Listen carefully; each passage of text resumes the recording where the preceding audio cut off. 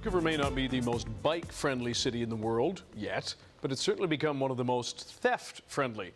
More than 3,000 people had their wheels stolen last year. And Granville Island continues to be one of the theft hotspots, with bike thefts rising an astounding 300% in the span of a year. Our Tina Lovegreen has been following this story for us today. Tina, why Granville Island? Well, Granville Island is a top tourist destination, and it's also a popular spot to ride your bike to. And if you've ever tried to find parking there, you can understand why cycling might be a more convenient way to get there. But that also makes it a hot spot for bike thieves. And as you mentioned, it's becoming a huge problem there. And that has businesses worried that if the issue of bike theft isn't solved, they could lose customers. And some business owners say they're heartbroken every time a customer comes in frantically looking for their bike. We do have people who come in, say, my bike has been stolen, who do I contact? We direct them to security, and it's heartbreaking. It's heartbreaking to see someone lose their bicycle. So, Tina, what's being done to prevent these thefts? Well, a number of partners have come together to address this issue in several ways.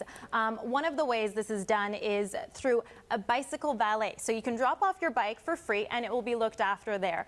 It's like valeting your car. This program is free and runs 7 days a week from 10 a.m. to 7:30, and it's on until Labor Day. And while you're there, you can actually register your bike with 529 Garage. That's a free registration system that helps identify your bike if it's stolen.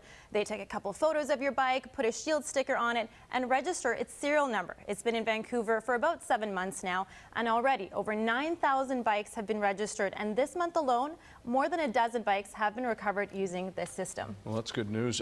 What are police saying about all this? Well, the Vancouver Police Department is actually a huge driver behind this initiative. One of the main drivers, I would say. They've also put in place bait bikes and are going to increase patrol in the area. But Constable Rob Brunt said while the thieves are getting smarter, people need to become more aware and lock up their bikes properly.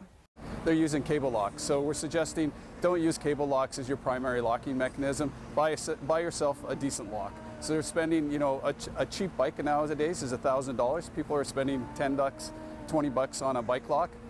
It's not a secure method for you. So invest in a good lock.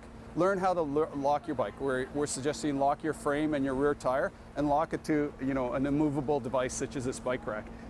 And to address that issue, a number of businesses are actually loaning out top-of-the-line locks to customers. All you have to do is go into one of the stores, leave a photo ID, and grab one of those locks for your bike. Thanks very much, Tina. You're welcome.